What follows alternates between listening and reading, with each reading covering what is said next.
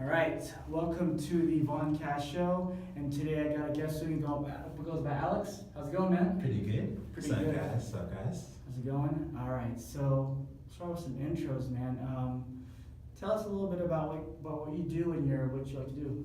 Oh, well, my favorite thing to do is photography. Mm-hmm. That's something I've done for a very long time before even wanted it to be a career. Mm-hmm. And so that's one of my favorite hobbies. I love to dance, hip hop specifically. And I mean like actual dance, not like the little dumb trends, like real dancing. Well, I can do it. It's just easy. It's not really dancing to me. But so then I love to do that. I'm getting into doing videos because the homies all do video, and since I love dancing, I want to start recording dance music videos. Nice. Pretty much because that's like one of my favorite things to watch. Actually, I should show you a link for the previous guest I did. His name is Gerald. Yeah. He's really big in the dance community. He started off. He's in Kinjaz. I don't know if you know what Kinjaz is. Yeah. Yeah. Wait, his name's Aaron? No, his name is Gerald. Gerald. Yeah, he's in Kinjaz and Vibrancy and all that stuff. Oh, that's cool. Yeah. So. So he does both if he's on Vibrancy. Because Vibrancy does more of the recordings for the competition events. Yeah. He started that. He told me that he was the first one because before that there was DVDs. Yeah. He was the first one to record it, upload it the next day. To YouTube? Yeah. Yeah, because they're really fast with those uploads. Mm-hmm. Big ups to your homie Gerald, because that's actually a big step for the dance community. That's dope. Like, I don't know if you even know how much of impact that has. I had no idea. I didn't know It's he was a pioneer. yeah, it's a pretty big thing, because him putting it up the very next day, doing all that. Because a lot of dance world been unknown for a long time until recently. And now everyone's really caught up to cool dancers doing cool stuff, and we've always been there. Did you ever prom? I wasn't really huge into it, but I can. Mm-hmm. Not super well. Like, I don't have the technique a lot of my friends have. It was a big thing, Glendale. We love Glendale. I love Glendale. He loves Glendale. Glendale. All right, so we'll start with the beginning. Man. Oh my God. Where were you born? I was born in the beautiful Los Angeles, California. Oh, nice, man. Don't ask me exactly where, because I forgot. That's cool. I really don't know for sure. Where did you grow up? I started off in LA, and then my parents moved to Glendale when I was little. Mm-hmm. And they just lived there ever since. We just keep moving houses in Glendale itself. Cool. Glendale's a nice place. I remember I was bummed out when they banned public smoking. When I was big into cigarettes. You think it mattered though? Like, I think it mattered. everyone smokes still like on the streets. Did they? No one gets a ticket, bro. I remember it was 2007. I was in Burbank, and the police was like, Burbank. "You got chill." Burbank got you. Burbank will give you a ticket. Yeah. I've seen people get hella tickets. Like people on the bikes, the cops on the bikes will really roll up on you with a ticket ready. Like, here you go. Really? What's your name? Let me just write that into Oh the my side. gosh. But in Glendale, they really don't care because there's too many people in Glendale that smoke. That's a lot. There's a lot of people that smoke cigarettes in Glendale. Yeah.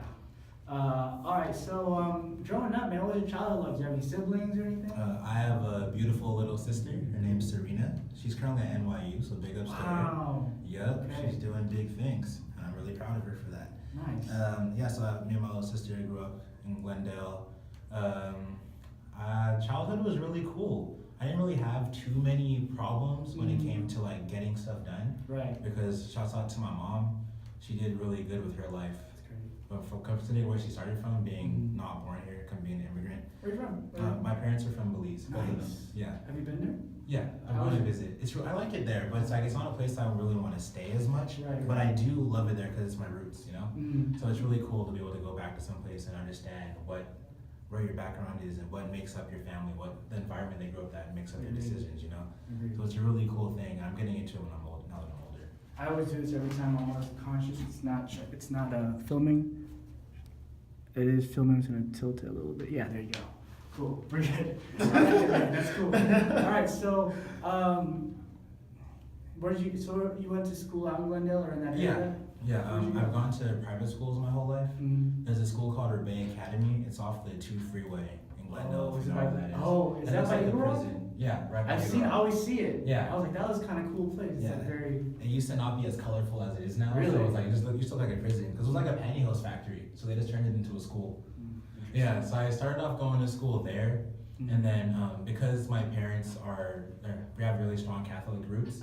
Everyone in my family has gone to Catholic school. But it's kind of different here than there because I went to Catholic school in a third world country, so it's like almost everyone goes to a Catholic school there. Mhm. But here it's like a prestigious thing. Yeah. But they don't care about that, so they send me to Catholic school because they went to Catholic school, not Yeah. because it's prestigious. Um, So something else people get twisted. They're like, oh man, they sent you to a Catholic school. I was like, no, they sent me because everyone in my family went to a Catholic school, no matter what the country was. True. I went to Catholic middle school. My family was also very strong in the Catholic tradition. Yeah. Catholic. I mean, a lot of countries are. Philippines Yeah. especially. And then, what were you like as a kid? Did you get along well with others? Did you kind of keep to yourself? A little bit of both. When I was little, I was a lot more social than I am now. I was actually a really big social butterfly. That's what I was known for. Yeah. It was always easy for me to make friends everywhere I went, Mm-hmm. and I enjoyed it because I was always really hyper, really happy to see people, always to do that because I was always just happy and enjoying myself. I never really bothered, and plus I have ADHD, so being able to just have a short, quick conversation, you know, when you're a little kid with not enough intellect to have to have bigger conversations, it's really easy. Yeah. But yeah, so that's how I was when I was little. I always made friends everywhere I went, and that was a lot of fun. But in my childhood, I was kind of like, the more older I got, the more quiet I got, because I started to like not really like a lot of the world after a while. Because the more I saw, I was just like, I just started to keep to myself a lot more. Yeah, I was the same way. I was super extrovert, outgoing. I think as I got older, I kind of knew what I wanted to do, and a lot of times, Yeah. I mean, parties are cool and all, going to parties, going out, but I got super focused into what I want to do. Yeah. And then I realized like I can't do both. It's hard to like stay up all night, do whatever, and then the next day Have to record grind. music or do whatever. Yeah, exactly. Yeah. I really recently got to that because I used to go to a lot of parties, but that was before I really decided I was going to pick up photography full time. Mm-hmm. I didn't decide to start making this my career until about a year and a half Oh, ago. nice. Yeah. So I just picked up my camera that I had my whole life. It belonged to my dad. Mm-hmm. He gave it to me when I was in middle school. It's the same one I use now, actually. So Wow. I'm using an old ass camera. But yeah, it's the same one I've had since middle school, and I just randomly decided, hey, I'm just gonna start taking pictures because I keep telling myself I will, and now I'm just bored. What, in class. like, what made you want to start taking pictures? Like, what about taking pictures is so attractive to you? I love capturing moments because, like I said, my dad gave me my camera, my first camera, when it belonged to him. Yeah. And he would always be using it, but then at family parties, because even though family parties are supposed to be me interacting with everyone, you know how it is, you got your elders that hang out together, hang out with people your age. Yeah. So my dad, after a while, would just want to hang out with his friends and stuff like that. Mm-hmm. And so I would just take the camera from him and just be like, yeah, I'm gonna take the pictures now. Right. And I just love capturing moments on that camera. Mm-hmm. And it was just really cool to me. So then after a while, I think my uncle gave him his current camera. Mm-hmm. Yeah, he just gave it to him as a gift a long time ago. So he gave me the old one, and I was just using it. So I'd walk around in high school with my best friend Ryan, and I would just take pictures as we walked around. Nice. So it's always been more of a personal thing. Mm-hmm. It's never been like a, hey, post my picture here, post my picture here. I have so many photos of everyone, I don't post almost any of them because Really? for me it's just a personal thing for me to take pictures of my best friends. Mm-hmm. I don't even send them to them. Really? I really don't send my friends any of the photos I take of them. Yeah, dude. And they're just like, where are the photos you took like a month ago? And I was like, oh yeah, I took photos of you. Yeah. And I just never edit them. And I just leave them. So going back to the school stuff for a little bit, so high school, middle school, that was pretty good for you. School, you enjoyed those years. What were you into around high school, middle school? High school and middle school, my biggest thing was music. Okay. Because like in second grade, I started playing the piano. Nice. Fifth grade, I started playing the violin and I joined the orchestra. Wow. Yeah, so I was first violin in the orchestra. Mm-hmm. And that was really cool. Mm-hmm. When I got to high school, at first I didn't really do anything because I was kind of see if I should get out of the music thing. Because my dumb ass was like, maybe music's not, American doing instruments not cool or anything. But then it was something I loved, so I ended up falling back into it anyway. And well, not for piano, I joined the drum line. Because Nice. one day I was waiting for my mom to pick me up. Mm-hmm. Cause I used to take the bus home, but she said she could pick me up, but she was still late. So I was just waiting after school, and I heard all the drums going, and my friends were in drum line. So I walked downstairs, and the instructor just gave me some drumsticks. He said, Cool. "Here, you want to learn?"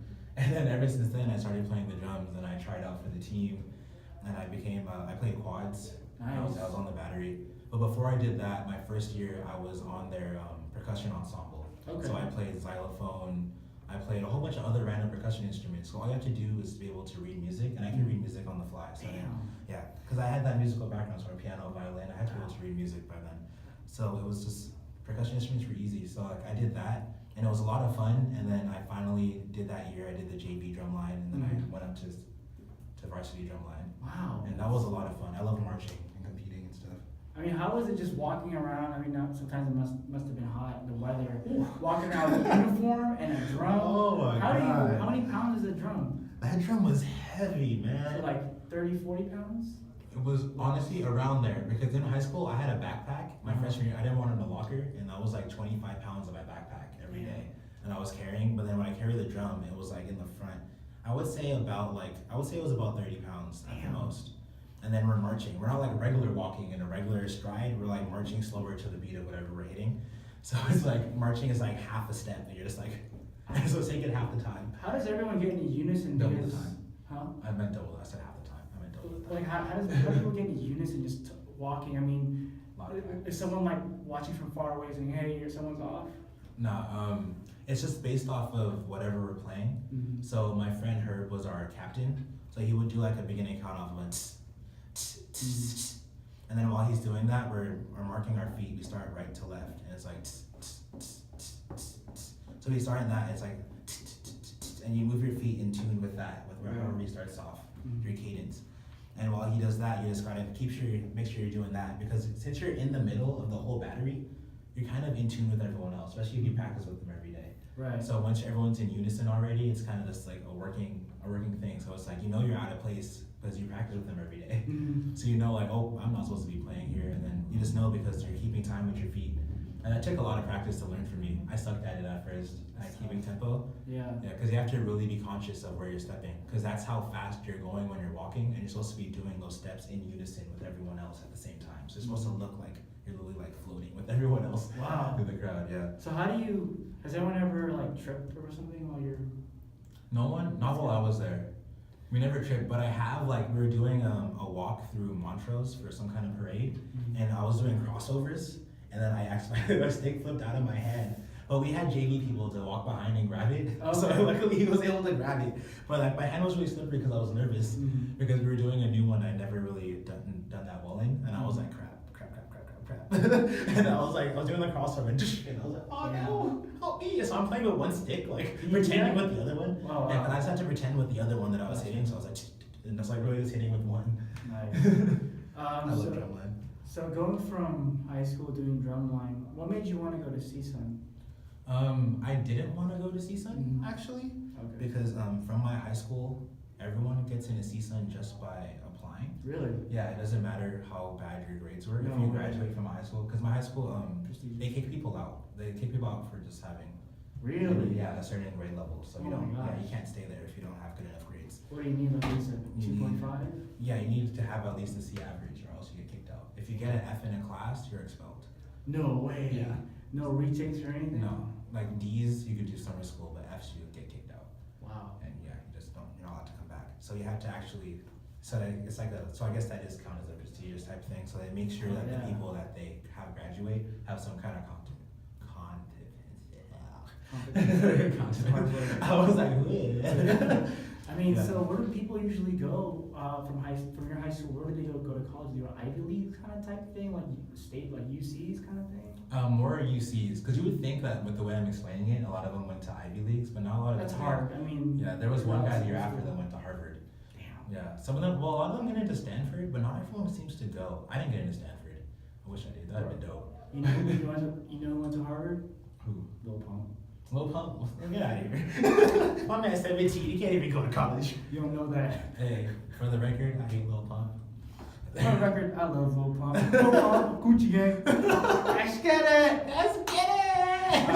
Alright. Fuck J. Cole. Oh, I'm kidding. Joke. Real lyrics don't last. All the other shit gonna be here today and gone tomorrow. Man. Words of Drake. Pound cake freestyle.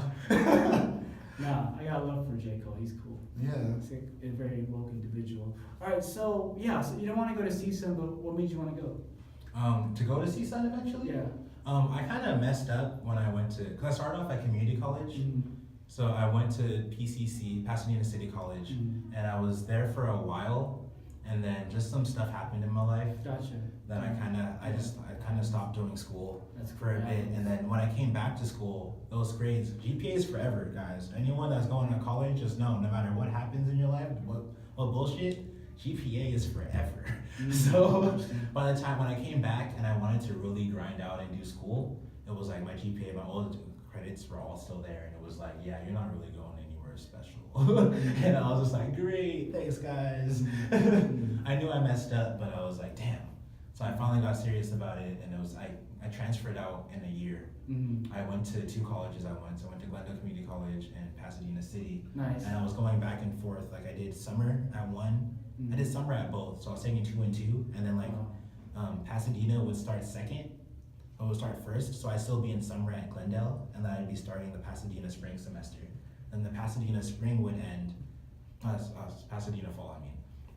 And then Pasadena fall would end, and then I'm doing winter for Glendale Community. So they were all like interceding. So I'd be doing finals at one school when I'm starting the semester at another school. How do you balance that out? Shit, I had no friends. Well, I did have my friends, but like I ignored everyone. Oh, okay. I went to work, I went to school, and I just ignored literally the whole entire world, and I did everything myself. I didn't ask for any help or anything. Damn. I even asked my parents for help at that time. I just grinded on my own. I was like, if I put myself in this situation, I'm gonna get myself out. That's what I'm really big on that. I like that. I'm really big on doing things for myself and not needing other people for help. I want to just do everything myself. I think that builds character. You know, Yeah. it really being self-sufficient. I mean, it's good to have people help you out. Yeah. But you know, you're thrown out into the world, and usually, sometimes your parents can't help you. Kind of do it on your own. Yeah. You gotta figure it out, and it's tough at times. But during the time, but I think over time, you develop a sense of responsibility. Yeah, exactly. A sense of time management. You kind of have to do that. So I commend you for that. Yeah. All right. So, what was your major first when you got here? When I first got to CSUN, my major was business marketing and management. I tried that. Yeah, I did that, and I got to 300 level and stuff, and I was like, oh, I could do 400 and all that. But then I didn't like what I was doing. A lot of my professors kind of felt like evil in a way. Like they're nice people when you're talking to them, but then some of the stories they tell, I kind of felt like I was like, well, that's kind of cold-hearted. Like, why did you? Because it's all about business. Business numbers. It's all business. Yeah. All that matters in the business world is one equation: assets equals liabilities plus equity. And if you're not helping, you're in the way. That's pretty much how business works. Yeah. And I felt like that was kind of training my mind in a way I didn't like, because I was always, like I said, when I was younger, I was really big on being friends with everyone. I was happy to talk to everyone. But when I started doing business, I had to get in that business mindset. I kind of stopped wanting to deal with certain people's shit. And even though like it's good to keep yourself on track that way, I felt like I was pushing people away too much, and I didn't like it because it went against my art background. And what I really loved was the art side of me. That I love to do everything, like to communicate with people, see what's up with them. I loved helping people, but business isn't about helping people. It's about helping yourself. Unless you can grind out and do a nonprofit that helps other people. Yeah. But it's tough. I mean, there's like I saw a Facebook status today. It's like there's like something about like this economy getting away from ethics kind of thing. Like So I think with business, you tend to dehumanize people into statistics and numbers. Yeah. Like for example, let's say that's what we learned in stats pretty much. Yeah. This how they like in a lower income neighborhood, it makes sense. You put a Whole Foods there, and then gentrification will come. Yeah. You get money, exactly. but then you displace the people who've been living there for years. You potentially destroy community. So it's like, where do you draw the line? Like, I want to make money. These investors will make money. This neighborhood will look nicer, be more safe. Yeah. But at what cost? You're displacing people who live there for years. Mom and pop stores shut down because they can't compete. True. And they're forced to move somewhere else. So that's my dilemma with that thing. Like, that's what's happening in Malta right now. It's just Echo Park. Oh my gosh. Echo Park is so white now. Yeah. And it's like a weird thing though, because I go to Echo Park and I'm like, wow, no homeless people bothering me today. Yeah. But then like I kind of miss the way it used to be because that's what I grew up with. But it's kind of hard to not admit that it is nicer now. But then the same thing is happening in Highland Park. Oh, I used to. My mom used to live there. Yeah, up on York, it was so different. I used to be like a little worried when I walked down York when I was growing up. Right. It was like, doesn't mean something's gonna happen. A lot of gangs. But it's like, gang activity. exactly. Avenues was really big over there at the time, and I'm glad it's not as much anymore. But it's just weird seeing only white people walking around now. It's like my hood is losing its culture. Echo Park has just become just an area full of. It's just known as a hipster. Exactly. Silver Lake, Echo Park. Exactly. I miss the culture that was there before, even if it was not as nice and safe. It was like there was a whole thing about that came with it. It was the whole family community Yeah. area. Now it's just a money grab pretty much Yeah. for people to put a business right plop in the middle. Right, and then, you know, the apartment prices go up, or let's say you're living in a place and then you tell, and then people move in, oh, I'll pay what he's paying double. Exactly. You know, what's the landlord gonna do? They're gonna Like, say, kick him out, I'm gonna get this double exactly, money right because here. it makes sense business, but once again, the line is drawn. So, yeah, my mom lived on York and Armadale for the longest time. Oh, so you know exactly what I'm Yeah. talking about. Down York, oh my god. And so different. back in the 90s, I hear it was a lot worse, very gang heavy. Mhm. Now, not so much. Yeah. Now it's super safe, man. Yeah. Like, You can it's skip good. down there just Yeah, like, it's hey. good. I mean, it's good, but you know, you do lose that sort of element, and it's Yeah. just tough because like, how can one stop? How can a community stop gentrification? Yeah, exactly. And then it's like, at the same time, if you really think about it, because I've been having this big struggle for so long now, because since I moved back and I was over there for like the beginning of my college time when I was taking all these econ classes, I was like, okay, everything's getting gentrified and I hate it, but you can't help but admit it is nice now. Yeah. And it's like, it's safe, like that's a place I would want my kid to be. So it's like, it's a weird give and take, because I wish it could go back to the way it was, but I know that I'm getting older and eventually I'm gonna have a child. Mm-hmm. And I kind of still want to live in this area. So if I'm gonna have a kid, I don't want my kid to grow up the way I grew up being scared of those areas. Right. Because of avenues and all those other gangs that were really heavy at the time. So it's like a weird thing, because I'm like, stop kicking out the people that were there just trying to make a buck.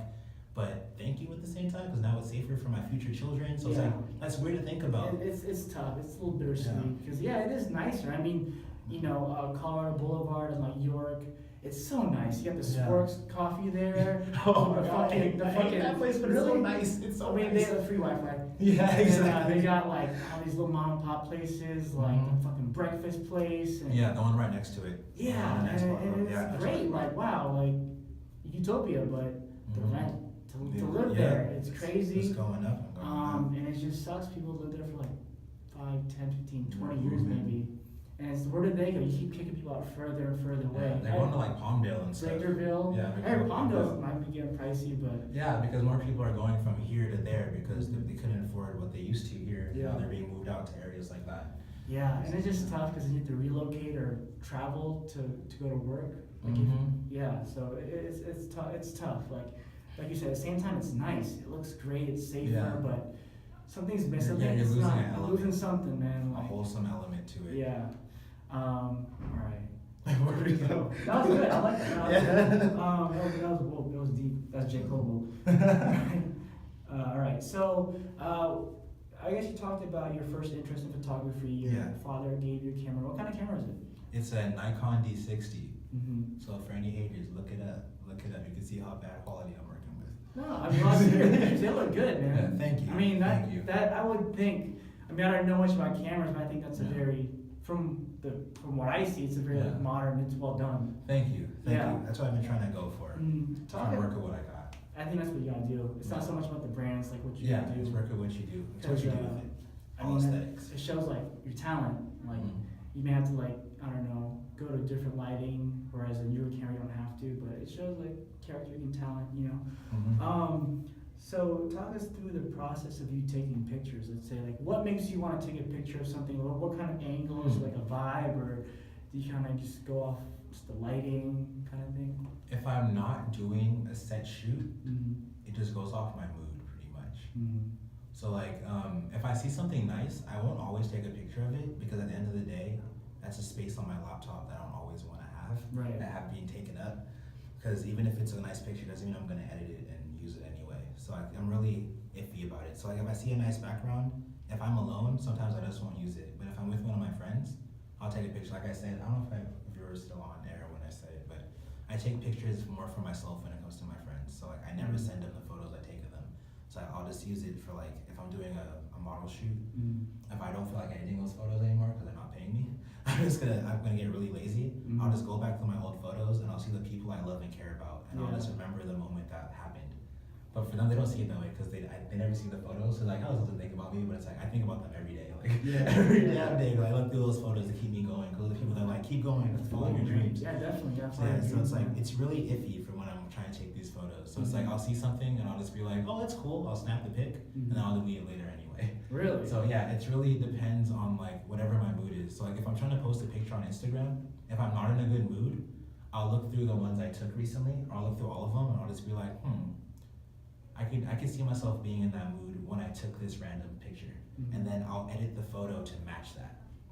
So all my edits are really pretty much matching whatever I'm thinking of in the moment. It's not actually from when I took the photo, it's from when I edited the photo. Right. So like, I'll be at home and I'll be like, something's made me really sad today. So I'll edit the photo to be like, this matches like how I feel right now. So it's like, if you see some of my most recent photos, for anyone that watches this, not the like most recent one that Q took. Shouts out to Q, by the way. That was a good photo. That was a really nice photo. Yeah. But the other ones before, like the past 5, they all had some kind of really, really deep emotion that was going on with me personally.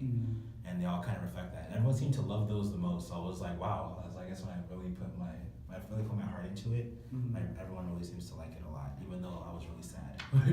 Almost all of those recent ones, the most recent ones, yeah. Is there more landscape? Is it more landscape? Is it like no people? It was like, I forgot what it was. It was the one in downtown. I know I did that one. Yeah, I was like, everyone has a destination, because I was feeling really lost in that moment. And I was just like, what do I do? Like, because even though I'm doing all this art stuff, a big problem for me is that I'm focusing so much on my career now that I'm losing out on some of my personal connections. So like my very best friend Ryan, like I just recently started reconnecting with him a lot more, because even though I don't see him, we'll always be best friends. And he told me that, because I was like, I'm so sorry I've been distant. He's like, nah bro, you're my brother for life. And I was like, thank you, I love you. That meant so much to me.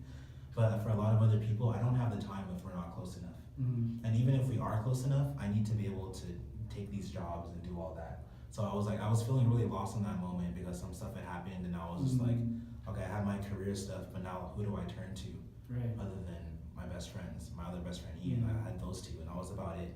Yeah. And I have a lot of other people, but they're not the people that I would always directly confide in first. So I was just like, okay, do I like, because I'm not really an emotional person, so I was like, do I let these people know that I have this deeper emotional side, or do I just stick with the people that already know what's there, I just don't show it? So I was just really in that zone, and I was like, there was another one right before it with like all the clouds and everything. Yeah. And that was me, like, that was like the epitome of my sadness at that moment.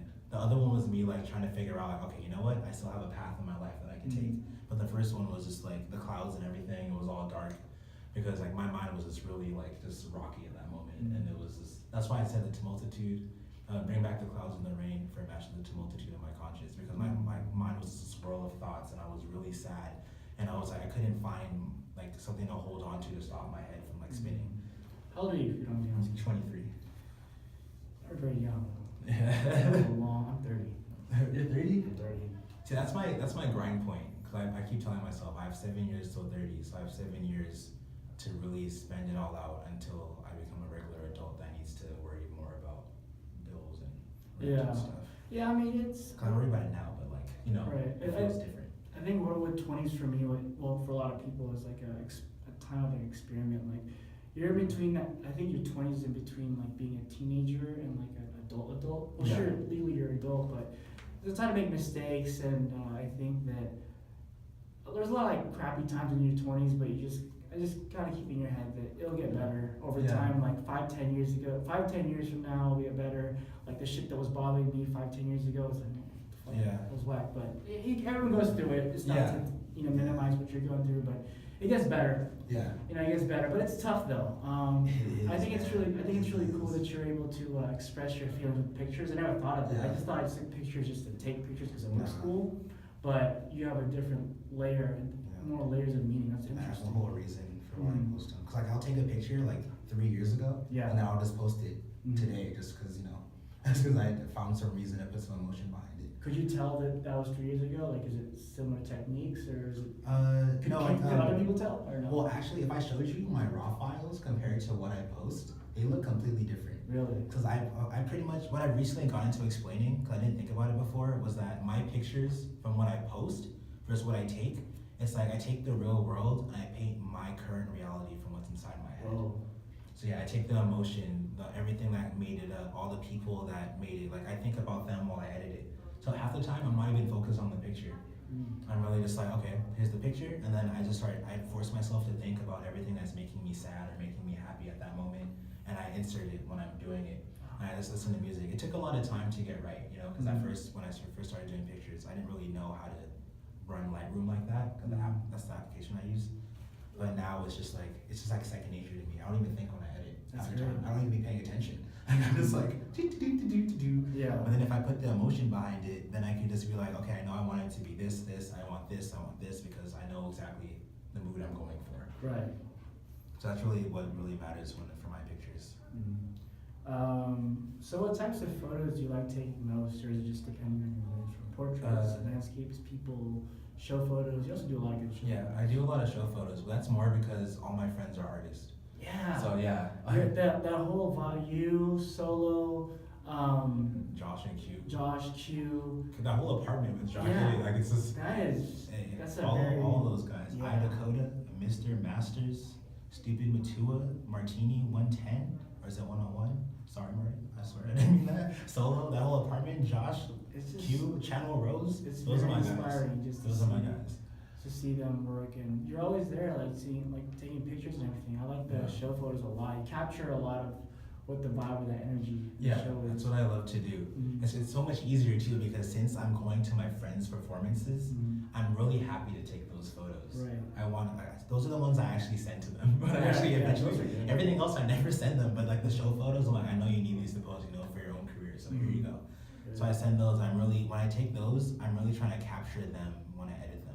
Mhm. So like a lot of time it'll take me more time than just putting a preset because like if I take a picture of Jacques and I actually want to edit it, which is a big problem because I don't always want to edit them. Mhm. If I actually feel like I want to edit that photo, so I can put my emotion behind it, I really think about that person when I do it. Wow. So I'll be like, hey Jacques, I got a photo coming your way. And because while I'm editing that photo, I'm just like, yo, Jacques the homie, I'm thinking about all that while I edit it. Wow, it's a process. Yeah. That's Because really... I'm really big on art meaning something. Mhm. Since I've done art my whole life pretty much, Yeah. piano, second grade, all that, all those other dance art, other art forms. For me, art isn't just something you pick up one day and say, hey, I'm just gonna take a picture of something and just say it's art. I feel like you need to have some kind of emotion behind it. What do you feel about now that everyone, well, it's great, everyone's phone cameras. Yeah. Do you feel that Instagram and iPhone cameras have kind of cheapened the value of photography for you for a lot of people, or is it like, oh, that's cool? I think it's made it more It's accessible. it's good. And that I think it does kind of cheapen it in a way, but I'm okay with it Yeah. because a negative side of me personally is that I'm a really big on if you're not good enough, you better get good or just fall back because then you're just a waste of time. Because I think that if you're not good enough to match up with the time, then you shouldn't want to make this your career. 'Cause if you want to make it your career, you have to be at the top.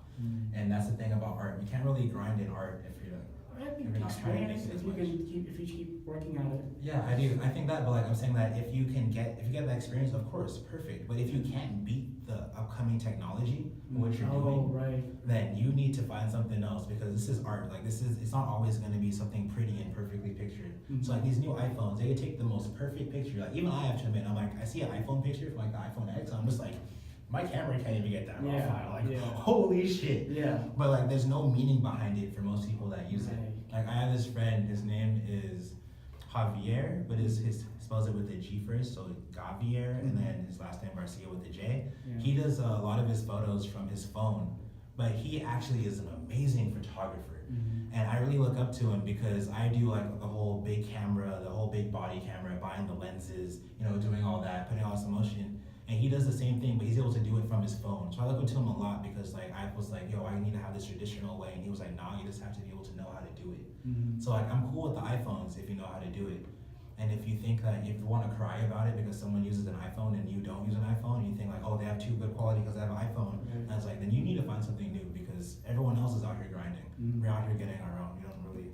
I can see why you don't like music by Lil Pump now. Yeah, I can see it. I'm really big into art, being art. I see it. I respect that view. Yeah. Okay. I like Lil Pump still. It's a career too, Yeah. like and you have to be good in your career to want Right. someone to hire you. So Right, it's true. cry or just make it. Right. Do what you need to do. So I guess you answered the question. What kind of photos you like taking most? Depends on the vibe. Yeah, it depends on where I am because it's mostly just my hobby. I'm Right. trying to keep it mainly my hobby. I Um, don't do models because No? I don't like shooting models. I don't really like pictures of girls like that. Like a lot of photographers get into it, like Objectification. yeah. I hear stories about creepy dudes. Yeah, there's a lot, and it pisses me off It's so like, much. yeah, I hear about stories. I mean, obviously the biggest one's the guy from American Apparel, the Terry dude. Actually, I haven't heard that story. Oh, I heard the name. I haven't heard the Photographer. story. I don't know if he's a photographer for. I don't know.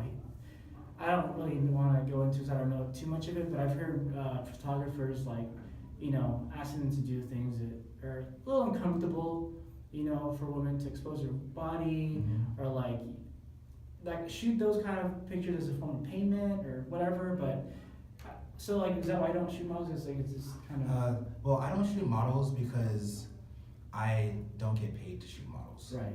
Because models don't interest me.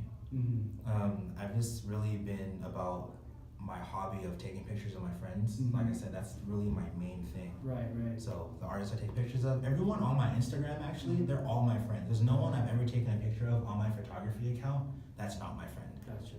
Except for like the random pictures of like street scenes where I don't know the people, of course, because all the people in downtown. Yeah. But other than that, every single person I've ever taken a photo of, I've formed some kind of relationship with on a friendship level. Do you ever have issues of, I don't know if you've had issues of like people taking your photos? I mean, social media is so easy to screen capture a picture and then claim it's theirs. Do you ever notice that, like around your circle of friends, or if you do photography yourself? Like you have to do. Has it been to a point where you have to put watermarks in your photos yet? Shit, I wish. That means I'm doing really well. I heard about that. Like people do that, God, and people who take the pictures, who steal the pictures, they make money off of it, and there's a whole thing like you gotta credit and everything. I don't like watermarks because they look ugly. Yeah. So so for anyone that wants to steal my photos, go ahead, because I'm not gonna put a watermark on them because it's gonna make my photo ugly. I'd rather it not exist if it looks ugly. Don't steal his photos. Yeah, don't steal my photos. But if you are, they don't have watermarks. A sick little pump on your screen. Oh my gosh. The pump will get all his 10-year-old shooters and Vaughn. Hey, Get out of here. man, I'm just saying. I would be very careful. Tread carefully. Honestly, I honestly don't care. Because you can make a career out of art without needing to be famous. And that's what I'm doing anyway, because I didn't even mention it earlier, but I work for newspapers. I'm a photojournalist. Photography was originally my main goal, and then when I switched my major, I realized that I really love to write and talk about issues. Okay, so we'll get into that. So you switched to journalism. Yeah. Did you ever have a passion for English classes? Did you do well in English? I've always done well in English. I hated writing essays, Really? but I've always gotten an A in every English class I've ever I taken. think that you'd be good. I mean, I think essays are the last few things that humans can do, because now there's AI and people, AI can do formulas, algorithms, but essays and writing, it's a very human thing, like having your style of writing, in essays. So I would think you're a good writer now. Yeah, I've always been a good writer. Are you more in creative writing, or do you do? I took a creative writing class in middle school, and I don't think I did that well in it, because I don't know, my mind doesn't fully formulate to tell like a storybook story. I know her. Hi, Elizabeth. Hi, Elizabeth. But yeah, so my favorite thing for writing was just like when I write an essay, I would never make an outline. I would think about it in my head. I'd go to class, they'd be like, okay, we're writing about this, and in my head I'd formulate my paper. Damn. And then at 2 a.m. in the morning, the day it's due, I would get up and I would literally just write. I wouldn't write an intro, I wouldn't write 3 body paragraphs and a conclusion. I would just get on and I'd be like, what was my topic? And then I just keep talking about it. And then I formulate it by just writing like 4 pages of Word vomit. Wow. And then I would just put it together in a way my professor would like. You roll the dice, waking up at 2 in the morning to do. Yeah, it wasn't like that every time, Okay. but for the majority of the time. It's very risky. 2 a.m., I get wouldn't have done that. get that coffee. Get that Red Bull. Yeah, don't be like me, kids. Yeah. Don't be like me. I can only work at night for some reason. Everyone has their own preference. It's Yeah. just 2 a.m. is. Yeah. You can, but only for so long. You But, never like gone to sleep in 10 p.m. and then just woken up at 2 a.m. Oh, yeah. Let me get 4 hours in and I'm Oh, gonna yeah. ride out to my class in the morning. Put the alarm clock on. Exactly, like multiple alarms. Like you're not going to sleep. Yeah. You're not going to sleep. I'll take a 20-minute nap, just an hour, 2 hours. That's tough. I used to be able to do that, 20-minute naps and then wake back up, and now I can't do that anymore. If I fall asleep after like 3 in the morning, I'm not waking up for my alarm. Like I'll wake up to my alarm turned off. Wow. I'll turn it off in my sleep. I heard that you should only take naps for 20 minutes because anything over is not good, but I don't believe in that. I think it's not that it's not good that like you fall too deeply. You mess into your sleep. Yeah. your sleep cycle. Yeah. Are you into, so you're a night owl, I take it? No. No, I'm not. No. I'm not night owls. Just when it comes to doing homework, I am. Everything else, like if I'm not outside of the house past midnight, I will fall asleep before midnight. You need to. Yeah, if I'm at home, I will be in bed at 11:30, and it's not. Everyone's like, "Oh, you're such a party pooper." No. It's like, "Nah, bro, I'm at home. I got stuff to do in the morning. Sleep is important. I got class, work, freelancing. Yeah. I got so much I gotta do in my day. I can't just be up for no reason Yeah. past midnight anymore. Yeah, it's Sit up just to be up for no reason. That's stupid. I don't Yeah. have time for that. You're very focused for 23. I was Yeah. not very focused. I was very unfocused at Yeah. 23. So it's good you have that trait. Yeah. So okay, so journalism. is it? Yeah.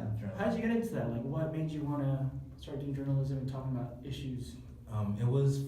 I always like to talk about issues because I've always liked politics. Okay. Even though I don't like to really talk politics as much, very I've always strange. been interested in what's happening. Mhm. So I'll always read newspapers, online articles.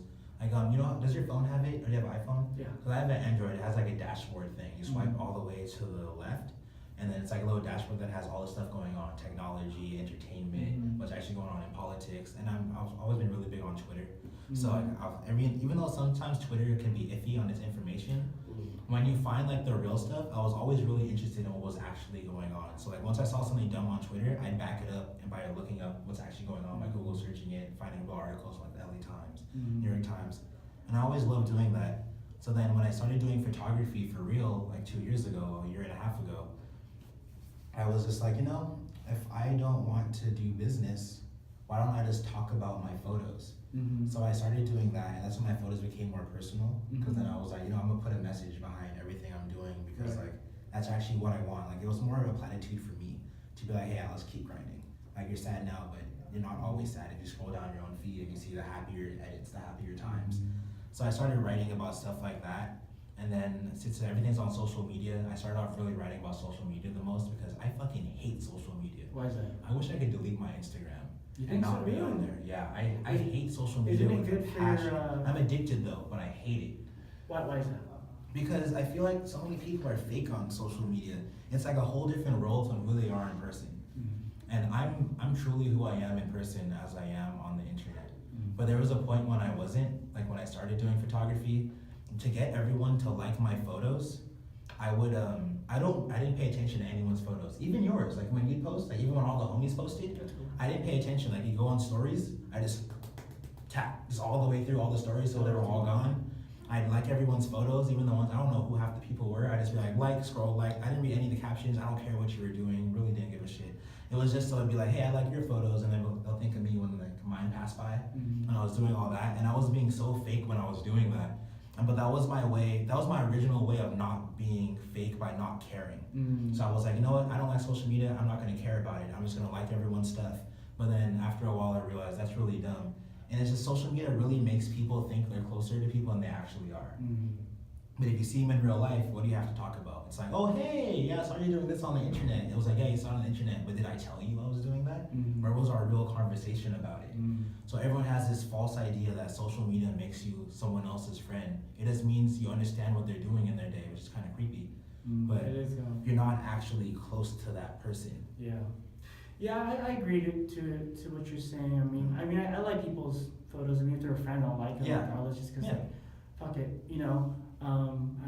I have a very short attention span. Yeah, and another thing was that like people will post photos of themselves just to see people like their photos. And like they'll do it as like to make themselves feel better because people will comment on their photos.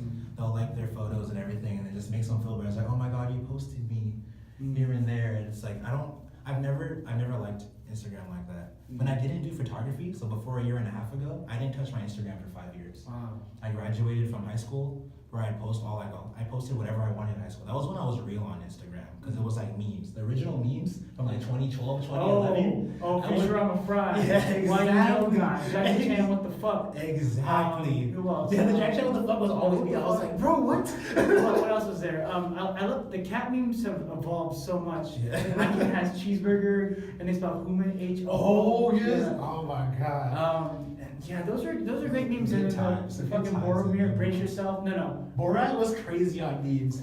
Boromir was like one does not simply blank. Yeah.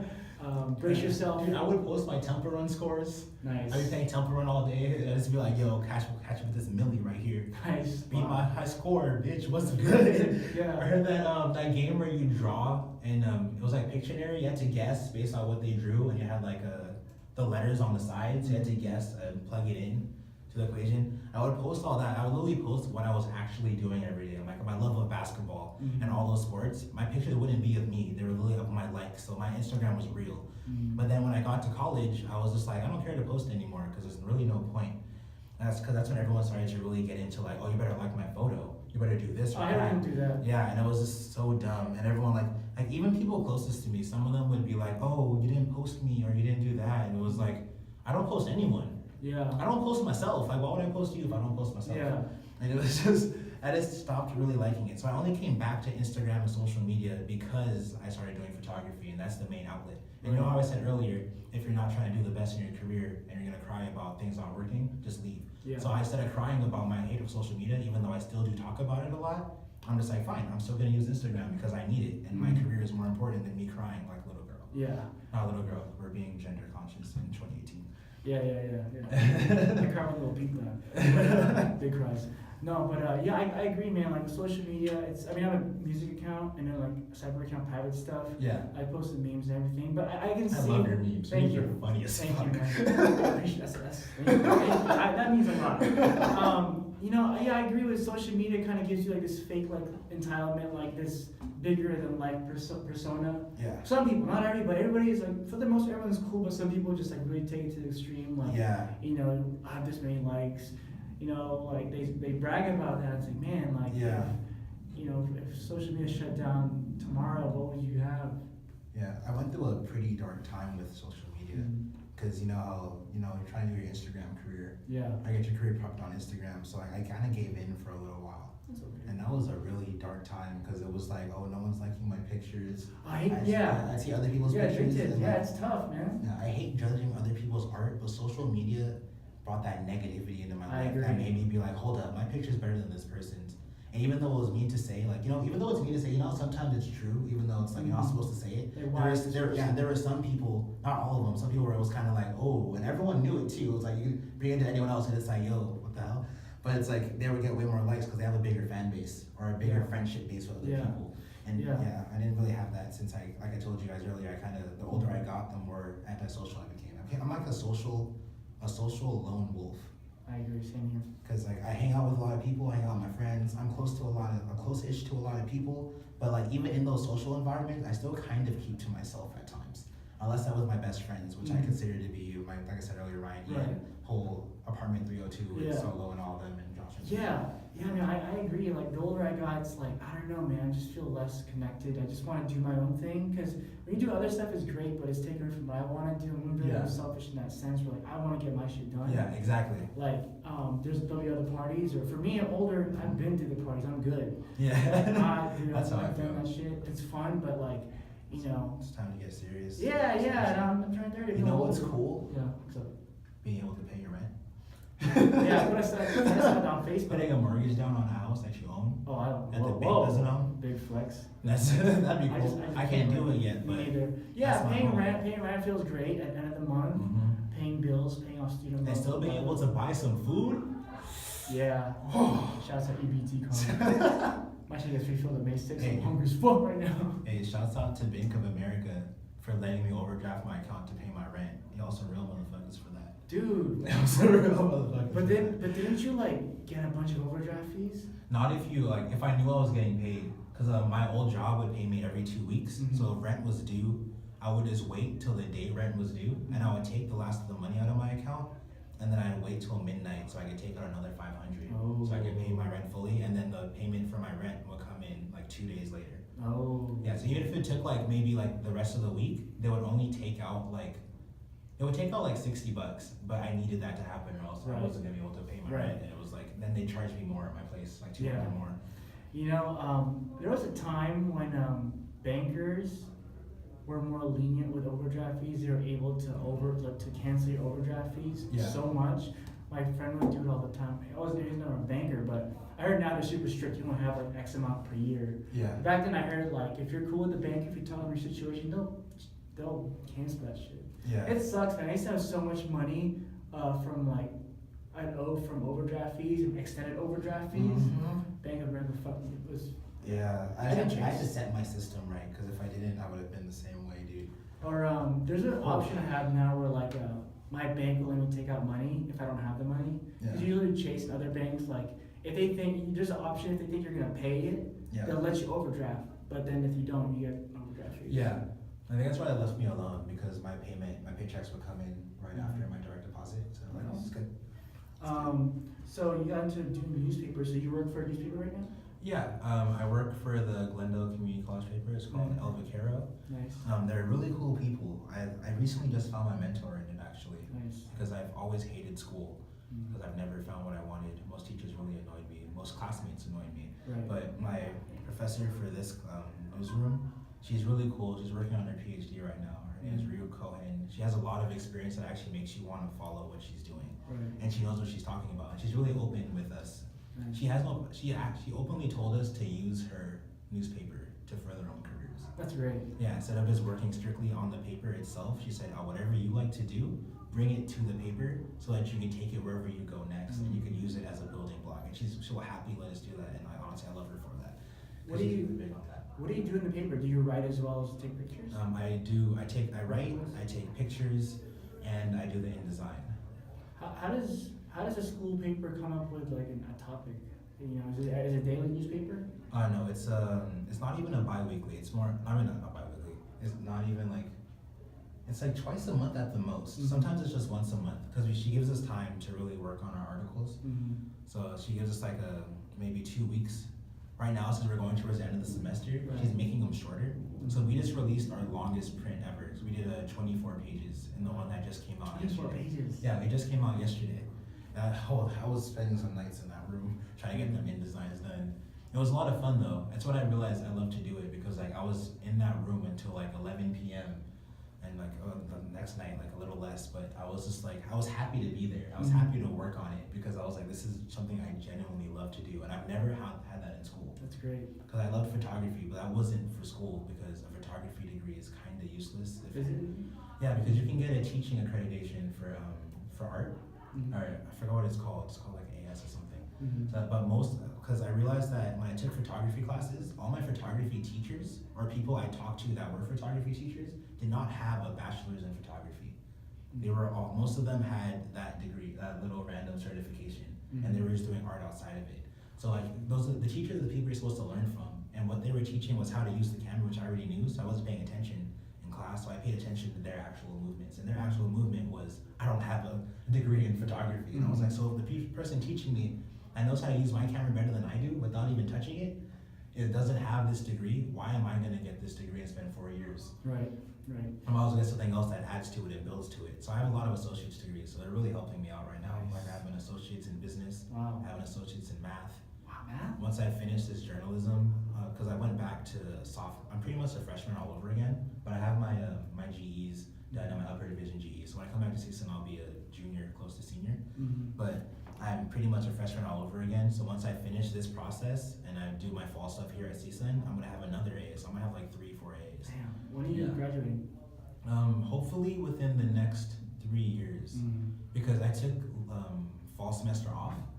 So I only went to school this spring semester. If I'd gone to fall, I would be completely done with freshman and sophomore all over again. But since I took that semester, there's some classes that require me to take a 200 level class I'm going to take next semester. And if I'd done that, I'd be 300, then 400 automatically. Nothing wrong with taking breaks. Yeah, nothing wrong, but I think I want that degree. Right. Before you break once. I didn't think I'd go back to school, but I figured, yeah, might as well go back to school. All right, man. So outside of doing photography, do you have any other hobbies, interests, other than everything you listed? I love sports. Oh, really? What kind of I love sports? sports. I grew up playing basketball, tennis, and volleyball. Okay. My favorite is tennis. That's a tough sport. Tennis? Yeah, I think so, because I it's a saw lot of it. movement. I see the Yeah. matches. Yeah, tennis is one of my first sports that I played. You ever get scared of getting hit by the ball? Only, well, Yeah, of course. When someone hits it and then you realize that you reacted too late, because like even if when you react too late, it's so funny because in tennis you're forced to like notice the ball really fast. So if you notice the ball, but you could tell your brain that you noticed it, but you know you noticed it too late. So you automatically feel that fear because you know how fast your body's gonna react if you play enough. So like if I notice the ball too late, I go shit because I know my hands isn't gonna move in to the right place in time. And I'm just like, I'm probably gonna get hit. My mom didn't raise no bitch, so I'm still gonna try. I'll take that hit. Yeah, that's why I never could play soccer because I hit the ball. I've been hit by the ball playing soccer. It hurts like hell. It does. I've saved plays in volleyball because I got hit in the face. Ow. Because it was like I knew I was too late to raise my hand, but I wasn't gonna stop trying. So like the ball, like someone spiked it and the ball went right through my hand. And I was about to set it, and like, but it landed up. So I was like, y'all better connect. Y'all better connect. Please, I'm in pain, but come on. Damn, that shit hurts. So I took your advice. I like Black Clover. Thank you. Asta's voice is annoying. I got used to it. His voice is so annoying. But it's a good character development. The anime is dope. Yeah. I wish he was a little further than he was, because he's still just yelling and hitting things, wondering what he's doing. Yeah, but I think, well, I'm caught up now, and it's to the point where he's actually pretty respected, actually, because anti-magic properties. Yeah, it's rare. I think he's developing faster than Naruto. He is. Because now, and no one can stop him, that's why. Because Yeah. no one can stop his anti-magic. Because all he has is anti-magic. Everyone's using magic. Yeah, no one else has anti-magic. So everyone far. sees it and they're just like, oh yeah, so far. Because that's rare. Like I've never seen that. I like the story, I like the plot. Mhm. What I like is it touches on like a topic, class topic. Yeah, with peasants. It was like, wow. The they most call it magic that? is in the nobles. Yeah, it's very Harry Potter-esque. And it's like, damn, like that's rough. Man. Oh, I love Harry Potter. Yeah, me too. That was my childhood. That's actually my favorite book and movie. What house were you? Originally when I was younger, I was Gryffindor, Mm, but now I end up more in Hufflepuff or Ravenclaw whenever I do the test. Slytherin all day. Slytherin? Well, actually, my favorite character was Voldemort, so like Voldemort and Really? Snape were my two favorite characters. Why Voldemort? Well, Voldemort became one of my favorites because even though he was a really bad person after a while, Mhm. he became a bad person because of his environment. It's like he was pretty much looked down upon by a lot of people for being a mudblood, or what they thought was a mudblood because they didn't know his past. The way he grew up, like once you finally get into like when Dumbledore is faced with all his memories, and you see how Tom Riddle was as a child, how he was trying to survive and all that, and how his parents' background was, how his mom was like a wizard and his dad was like a noble that hated everything about them. It was how his mom kind of like drugged his dad to even have him be born. It's like a whole backstory, and then you can't help. Was the love potion, right? Yeah, she was giving him love right. potions and like treats. And it was kind of once you get into the backstory of how he came to be, how he ended up in the foster care system, how he didn't know he had family, and then he found his magic and he used his magic out in anger because, like you said, he had all that anger inside of him because he's in the foster care system. Once you get to know all that, it doesn't really excuse his actions as much, but it's like once they gave him that background, finally, it's like wow, this is a really well thought out character. Yeah, Snape was also one of my late favorites. I used to hate him. Same, I hated him at first. Damn, I was like, fuck Snape, and then after a while, it was like, he still loves Lily. Yeah, always. Oh man. Oh, that killed me. And then that still kills me. When Dobby died, I was pissed. That was sad. I really wanted to find J.K. Rowling and be like, let's fade right now. I don't know, I don't kill Dobby. It was tough. Snape's death was pretty tough because when he killed Dumbledore at the end of Half-Blood Prince. And then Harry Potter tried to use that spell, and then he like deflects. He's like, "Why are you trying to use my own spells against me? I'm the Half-Blood Prince." I'm like, "Holy shit!" Yeah, at least I was like the whole year. We were looking at his spells. I know. Oh, that had me hype, bro. I was like, "Wow!" I read the book, kept rereading over and over. And then when Hermione was getting a little jealous, like, "You shouldn't. That's cheating. Take the book back." I was like, Hermione, get the fuck out of here. Can you just imagine on number one right now? You're gonna be a snitch over this. Yeah, that was good. Those are my favorite books. It's actually my favorite book series because I was reading them when I was little. Me too. 6th grade.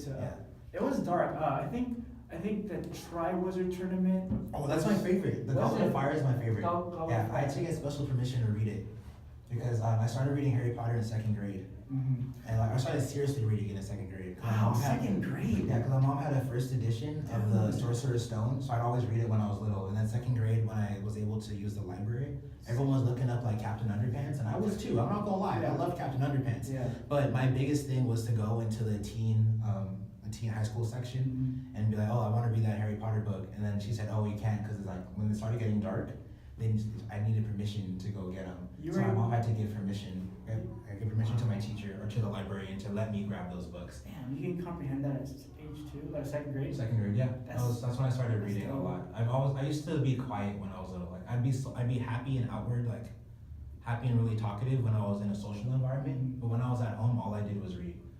My parents and my whole family tells me I never said a word when I was little, unless I was like just not reading a book. When I was reading a book, I'd keep reading books. Like, you know, each year they ask you, how many words did you read? And I was like, shit, I don't know. I just read like 10 fucking dictionaries this summer, bro. Like, I don't know. Yeah. Dude, I mean. That's how I was when I was little. I'm trying to think I think, was it, Goblet of Fire was the first time it got dark. Up until then, people were winning, the bad guys lost, the good guys won. The one before was kind of dark, because that's when he met his, when Sirius Black and Sirius Black died. That was at, Return, Escape from Azkaban. Yeah. That was dark. That was like a wake-up call where it was like, adults will ruin your life. Well, not like that is the message, but it's like, hey kid, just know that every action you take in your life doesn't always end happily. That's what that one showed. Even though the other two showed it with like everyone that Voldemort took control of each year, the third one was really when it was like, look Harry, these are your dad's friends. Look how bad most of their lives are. Yeah. Professor Lupin has to hide who he is half the time. He has to go through that painful transformation. Sirius Black is being framed for killing his very best friend, living in Azkaban.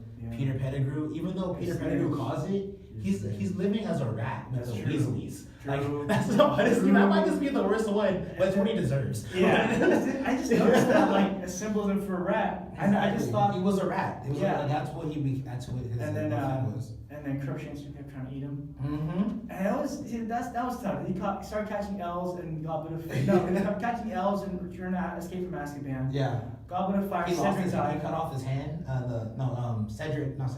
Peter Pettigrew had to cut off his hand and bring Voldemort back. Yeah, that was tough. That's the hand that killed him. I forget. At the end, that's the hand that killed him.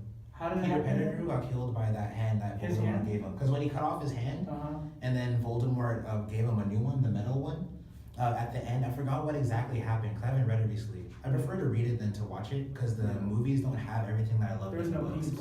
Yeah, there's so much that they left out, especially in Goblet of Fire. Goblet of Fire was a big novel. Yeah. But then the movie had to cut it down to like an hour and a half. But they missed out on so much stuff that was so so necessary to the story.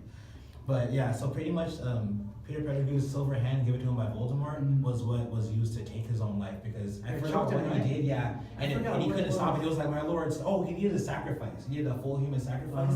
He was like, oh, I'm gonna need you to take your life, and he was like, oh, that's tough. Yeah, Cedric's death was pretty sad. The movie made it worse. Like, this perfect kid, like, and then it's like, my boy. I'm like, oh my god, it's fucked up. And then, that was pretty sad for that too, because he didn't really deserve that. He helped carry people along. He was a good guy. He was a good guy. He was a really good guy. Cho Chang was fired. Oh my god, my hair. And then what was the next book? It was after Goblet Order of Fire. of the Phoenix. Order of the Phoenix. That was tough. That was when it started getting really dark. I mean, go into people's minds, and he felt everything. He felt Dumbledore was pushing him away. Oh man!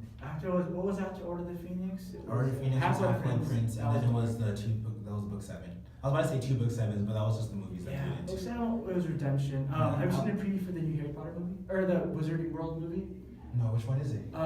It goes back to when Dumbledore was still young. Oh yeah, I think I did. He was going against that evil dude. I forgot his name. Grindelwald. Yeah. That was the one that put the symbol for the elder stuff on the walls. I'm telling you, I know all this shit. This is my shit, bro. It's nice to This is really like my favorite thing from when I was little. We go on road trips, and I would take all my Harry Potter books with me, like 3 of them, and we'd be in the car rides. We go to like Nevada or far to like Utah, and all I would do was play my Game Boy, play Pokemon, and I'd be reading Harry Potter. You would get car sick reading? No, I don't get car sick. My sister gets car sick. You're very fortunate. Yeah, I sit next to my sister, and she had bags in her hand. I know, it's bad. I'm like, oh. can we pull over? And I'm like, come on, Serena, like I'm trying to read here. I'm trying to pull over. I guess. You're fortunate, man. We just like, especially when it's windy roads. Yeah. My dad and my sister are car sick. My mom and I aren't.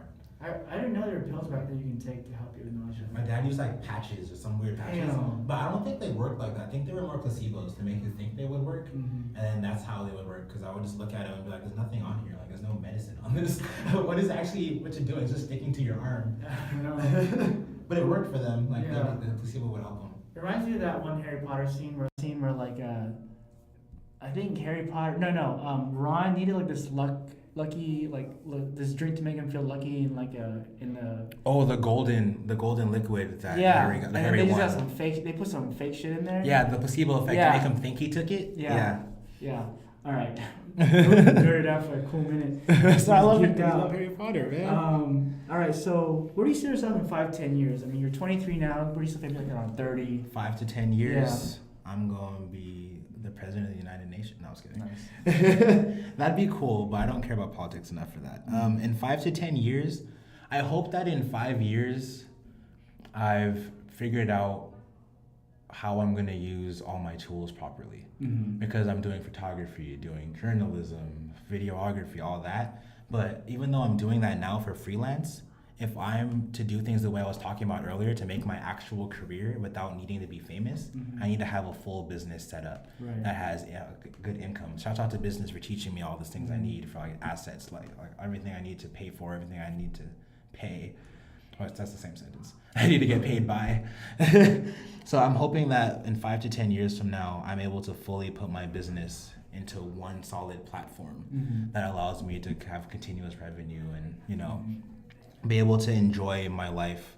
Even though I enjoy life now, this is more of the grinding period than the enjoy the fruits of my labor period. And I hope I can get to the fruits of my labor period within 5 to 10 years. And because I really want to have a family. I've started to notice recently, like I really want to I want to figure myself out right now, get all this stuff together. But then once I have my career going, I want to find my future wife. Wow. Okay. I mean, I thought I found one for a while. Maybe I did, maybe I didn't. You never know. Tough. Life's weird. It's tough. Yeah, you never know if life will bring someone back. But it's like, it doesn't really matter. It's just like, once I get this career stuff done, I want to start looking towards what my actual future holds. Because even though having a baby sounds really annoying, I love children. I love children. I love puppies. Those are my favorite. I want to have a puppy soon and then just be able to take care of it and then have my family. I think it's good to have a puppy first. See if you're... Yeah, to train yourself. Because I want to be able to take care of my kid properly. And having a puppy is really going to train me with that. Because even when a puppy becomes a regular dog, it's still like a child. Your dog, no matter how old you get, is still pretty much a child in some way or another. Because it still needs you for the rest of its life if you domesticate it. Yeah, man.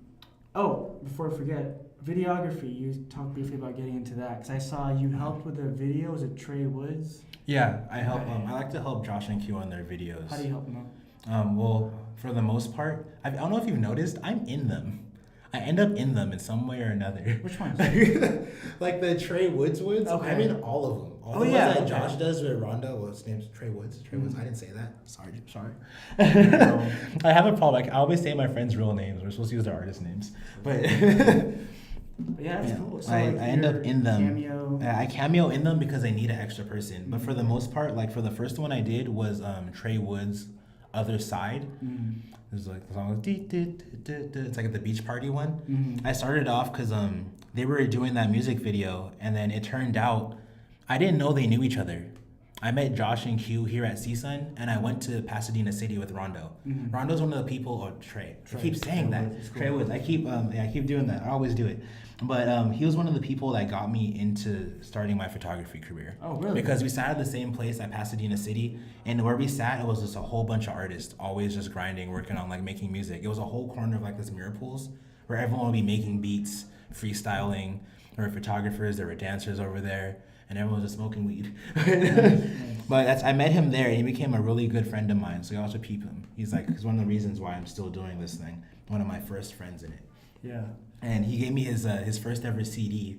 CD, he gave you a CD. That's how I met him. He So was like, legit. yeah, hey, Pete, my CD, Wavy 96. And I listened to it, and a lot of it was like, whatever. But there were a few songs where I was like, hey, bro, like, you actually have something with these songs. And he started building on it, and here he is still grinding, and I'm still grinding. And I'm glad that we have that mutual come up, pretty much. Because he's more of homegrown come up, and I'm just like out here just doing random stuff. But I'm grateful for that. So like for that shoot, I was just like, I was just there. I just asked them, can I come with you to see what you guys do? Because that was when I wanted to like be like, okay, I guess I'll start doing videos because I like doing videos. I like music videos and dance videos. I love choreography videos mainly. So I just wanted to get my hands in it somehow. So they didn't have a specific job for me there, but it was just like, since I knew them, I was like the middleman pretty much. It was like, hey, you know them.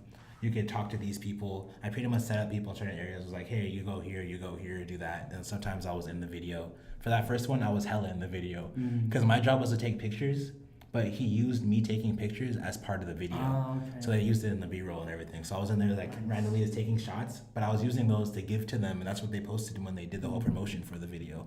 So I did the whole promotion while being in the video. So that was really cool. I loved that. Yeah. And then I did it again for like 2 other videos, and the more I started helping Josh and Q, the more they gave me bigger roles in helping them. Nice. So like I did the other ones the ones for Trey were just because I could help, of course, but I was also just the friends with both of them. So they were like, of course, come through. Like even if Josh, like one time Josh even mentioned that he was doing the shoot, and then Trey was like, hey, come over. We're doing the shoot with Josh, and I was like, for sure. So I came by anyway. And so Josh was like, oh, sweet, you're here already. And I was like, yeah. That's dope. And then for like other ones, like Q did one for another friend named IC Mills. And for that one, I was really his assistant on it, and I was an actor in it. Nice. So they always have me do cameos in their videos. So it's like a Channel Rose tradition at this point where they're always like, hey, Alex. Yeah, I'm in a lot of the videos. Like they're working, they have one in the works right now. And I didn't even know I was really going for it. And I was just in the apartment 302. And next thing you know, I was being part of another music video. And and they even said it, like it was become a running joke. They're like, hey, Alex, I need you to be facing this way because like we need your cameo. Like we have it all the other ones. And I was like, hey, it's a thing now. I gotta get you all over mine, man. Yeah, bro, it's lit. I like working with Josh and Quinn a lot. A lot. Quentin, sorry. Quentin. Don't let Quinn run up on you for that. My bad, California Rain Gang. Yeah. And Juniper 13, was it? Yeah, Juniper 13, new one just dropped. No, I love working with those two. I met Josh in a class a couple years back and came cool with Q through there. Yeah. Q did 2 of my videos. I want to do another one, saving up. Yeah, I like the last one, the Cypher one you guys just did. That was hard. That double layer, that was hard. It's funny because you say that because Royce the 5'9" came out with a video with Eminem. Yeah. Same shit. Really? Yeah. Damn. After? Yeah. No, it came out recently. Let's go, Q. Let's go, Q. That's my boy. It was. Let me put it up. That's my boy, for real. Royce, counter. Watch this. Hold on. Well, it had it. That looks like oh, okay, yeah. Oh, that's dope. It came out after too. Yeah. Hey, shouts out to Quentin setting waves, bro. Because like right here. He ain't got no waves on his head, but he's setting them. Like, dude. Yeah. so yeah, that was dope. And then yeah, man, that's where you do that. Let's see. I'm always helping on the side. It's good to help out people. Yeah. And like I think you get a lot of experience. A lot of experience. Yeah. And plus I build up trust with them because they know they could trust me. That's pretty much what it is. Like they know they could trust me to help them on anything. Like I could pick up their camera and they don't get mad. Trust me, we don't like people touching our equipment. I can imagine. It's we a lot really of money. do not. Like Josh got a Ronin after he graduated. Ooh, that's expensive. He has a Ronin? Yeah. Damn. And I picked it up, right? And that's when I knew he trusted me because I picked it up and he looked at me and go, hey, you like the Ronin? He didn't even get mad that I had expensive equipment in my hand. I was like, bro, you're not gonna get mad at me for holding this? Yeah, and I was like, yep. They trust me. I'm cool with this. Yeah, dude. And they've taught me a lot. They've really taught me a lot. Shouts out to Channel Rose for real. They've taught me how to do the whole storyboarding, how to get my own music video started when I do it. They push me more than I push myself a lot of the time. They're very positive people. I'll just sit here for a while and they're just like, hey, Alex, where you at? Like, I'm right here. It's like, where's your content? Like, you're supposed to be grinding right now. Like, it's in a grind period. They really push me to be my best self when it comes to my career. Shouts out to them. Yeah, I like being around those two just because they're so positive and you just want to create stuff with them. Yeah. Do you have any shout outs before we I pretty much gave my shout outs during the thing. I'm really big on supporting my people I love. So that's why I shouted them out during it. So like I said, I got Channel Rose, which is Joshua Vale and Quentin Cameron. We got it's not their name. It's not like apartment 302 isn't their name. It's just what I call them because they all live together. And I just show up in their house all the time. Like I don't even tell them I'm coming. I just open their door and I'm like, I'm here for today. Lock your doors. Hey, don't lock your door. It's too hot to be walking and not get into your house. So yeah, shout out to that apartment. Shout out to Solo. Shout out to Martini. Shout out to Mr. Masters. Mr. Masters got bars. Shout out to I Dakota. I Dakota. He always like. Sometimes I feel like my boy Dakota's down on himself for his art, but bro, you're a raw ass artist, bro. Just keep going. Mm-hmm. Shout out to Trey Woods and Rose Hills out in Pasadena. Y'all really got me started with my career. Shouts out to all my friends that supported me. Shouts out to my best friends, Ryan and Ian. Shouts out to you guys for always being there for when I disappear into this art shit. Because I really disappear. I disappear a lot. And I'm really grateful for that. But it's just, I need to grind right now. Nice. Shouts out to anyone that's just supported me, honestly. Shouts out to my old boss, Anthony, that let me call out of work last second because I got a freelance gig. Wow. Shouts out to him. Like, as long as, like, honestly, I couldn't call out for any other reason. But if I was like, hey, honestly, Anthony, I'm about to get paid like $200 to be somewhere for 2 hours. Whoa. I don't want to be in this 5-hour shift where I'm not going to make not even like $60-$70. Yeah. I'm about to make 200 in 2 hours, and I can still come back and finish my shift if I do. I can make it back in time. Like, come on. Yeah. That's the only time he let me. He did not care if I did that. I could tell, like, it's like, come on, man, can you just come to work? But when it came to my career, he was a friend first, more before my manager, and he always supported me. So I'm really grateful for him. Anyone I worked with there that was good with that. Shouts out to the people that helped me with my articles. Shouts out to the El Vaquero, to the new staff there. They're really important to me because they've really pushed me to start working more.